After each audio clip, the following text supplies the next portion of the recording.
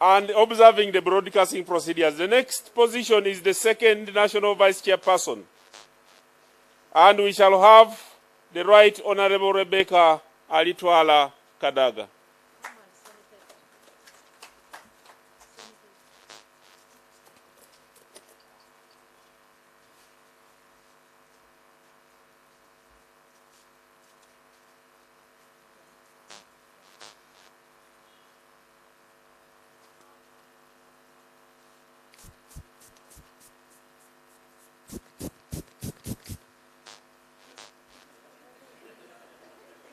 Thank you very much, Secretary General, Right Honorable Alhaji Chigongo, First National Vice Chair of the party, my colleague Deputy Speaker, distinguished chairpersons, and the participants in these panels. I'm really happy to be here today. My name is Rebecca Kadaga. I'm a holder of the Bachelor of Laws degree of Makerere University, holder of the Master in Women's Law degree of the University of Zimbabwe. I'm also the recipient of the Golden Jubilee Award of Uganda 2013. I'm also a recipient of the Order of the Grand Officer of the Republic of Benin for my work on women's emancipation. I have a distinguished career in law. I was the first woman in Uganda to establish a law firm. I also have the distinction of having been the first president of FIDA to establish a legal aid chamber in this country in 1988. I have been consistently working for the movement, and then the NRM became a party. I joined the expanded NRC in 1989 at the age of 32. So I have grown with the NRM up to today.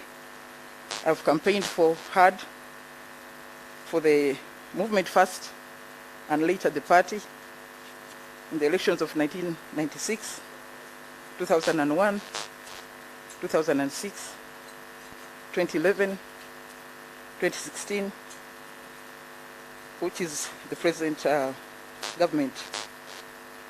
I also have the distinction of having been voted the African Speaker of the Year 2018 by the London Economic Summit for my work on the African continent. The work of the Central Executive Committee, as you have been informed, is really formulation of policy, and I have ably done that, working together with my colleagues in the Central Executive Committee. I've worked closely with the chairman, the national chairman, on a number of issues, particularly those concerning the women. I was instrumental in the head of state coming to launch the campaign against female genital mutilation in the Kenya-Uganda area on the 1st of July 2009. We were together in Amudat at the Kenya-Uganda border, where we launched the campaign, which have been on for a number of years. Through that, we have been able to establish a number of schools in this country to protect the young girls and the women from female genital mutilations. The schools are in Kwen, in Boko, Namudat, in Akapirifirit. I have never stopped campaigning. I have also been engaged in the campaign for the people with disabilities, especially minorities like the albinos. And I made an example by appointing at least one person with albinism, a parliament, as an example to the rest of society and also to government that we need to work together with all the sections of our society. I've been vocal on the campaign for the island people, especially on their health services, and I'm happy that now the boat ambulances will be supplied. This has been a campaign of about 7 or 8 years, and I'm happy that finally it has borne fruit. We have also been speaking hard on the issues of education, and I'm happy that in a number of places now we shall be able to have more education facilities for the young people. Of course, it is a it is a given that where children only are able to study up to primary 7 and they have no other outlet, in the end, they just end up getting married because there are no other opportunities. So this has been part of the campaign we have been on, and I'm happy that the government has responded, and a number of seed schools are now coming up in different parts of the country. We still have a challenge at the tertiary level. You may recall that in all our universities, especially Makerere, we have 7 halls of residence for the males and 1 or 2 for the women. If you check everywhere else in Uganda, all the institutions are designed in that manner. That's because the idea was that women were not supposed to be in school. Therefore, if 100 boys, 600 boys enter the university, only 100 girls will go. That's an area we need to work on to ensure that better equity is facilitated to support the education of our children at different levels, especially tertiary education. That's an area I hope to continue if the people of Uganda support me to go back to my position as the 2nd national vice chairperson. I have marketed this country. For instance, in 2012, we hosted the Interparliamentary Union in this country to coincide with the Golden Jubilee of our independence. This is because after 1971, Uganda's reputation had gone down. So part of that campaign was to bring more people to learn about Uganda, visit Uganda, take an interest in Uganda, and promote our tourism as well as our image. Last year, we hosted the Commonwealth Parliamentary Association meeting, which brought together all the countries of the Commonwealth. This again was intended to bring us prominently back to the Commonwealth, where we had been absent for a number of years after being suspended because of having a military government. Again, this has contributed to more information about our country. More people were able to come only now that we have the COVID, but otherwise, that job of marketing Uganda has been quite ongoing for a long time. I participated in several national and international meetings. I have a number of publications, mainly on human rights, women's emancipation, and people with the minorities. All these I have been able to handle. I've attended a number of meetings with my colleagues, the speakers of the different assemblies, and we have been able to come up with the policies to support one another. One of the things I've also done is to establish a daycare center at the National Assembly of Uganda. This is intended to support the staff and the members who have children. In the past, the children were left either at home or in the cars. And when it was time to feed, either the members would disappear or the staff would go home and not return. So again, the daycare center at Parliament is the first in Uganda. And I'm glad that that example has been taken up by the government. And all the government institutions have been instructed to establish daycare centers in places of work. So I look forward to seeing better results. I have used my position and my knowledge and exposure to facilitate a number of things. Something very, very unique in the whole world, the Certificate of Gender Equity. This certificate that requires the government in every program, every policy, every law to show what they have proposed for the different sectors of society. They must show what they provided for the children, how they affect the women, how they affect the men, and exactly what have they provided. So this is the first of its kind, and on 8th March 2016, we were recognized by the United Nations for that innovation, and we have been marketing it to the other parliaments in the region. So what do I bring to this table? I bring exposure, I bring my knowledge, I bring my experience and commitment to the cause of the NRM, to the cause of the women, the cause of society, to the cause of human rights. And I want to just confirm that I've been steadfast ever since we went multi-party. I have not wavered. I've campaigned hard for the party under all conditions. I've worked hard for the party, in and out of the house. So my loyalty and commitment is well known. And I just want to appeal to the people of Uganda. I'm glad the Secretary General asked you to ignore the hostile press that has been around some of us and to just judge me on my work, the profile of which is very, very clear and a good example in our country. Thank you very, very much. Vote for Rebecca Kadaga.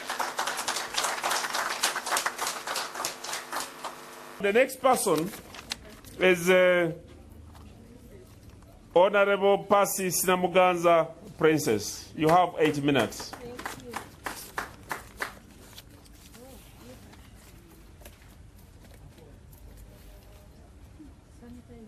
The Right Honorables,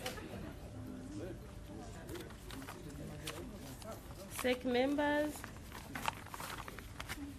distinguished National Executive Councils and National Conference members, I greet you all in the name of Jesus Christ our Lord. Amen. And I again greet you in the name of NRM, the Might Party. Oh, yeah. My name is Princess Namuganza Persis. I'm a member of Parliament for Bukono constituency, and I'm the Minister of State for Lands. I have been in the Youth League of NRM. I also hold a bachelor's degree in social work and social and development. Also a diploma from Chambogo University. Also a diploma in accountancy from Makerere Business Institute, and a master's degree in international relations and diplomacy from Cavendish University. I want to thank you all for supporting me, all the people out there, NRM members, when I met with you in various districts. I'm happy, and really I was happy the way you welcomed me. This is the first time we are holding NEC virtually, and this is because of the COVID-19 pandemic.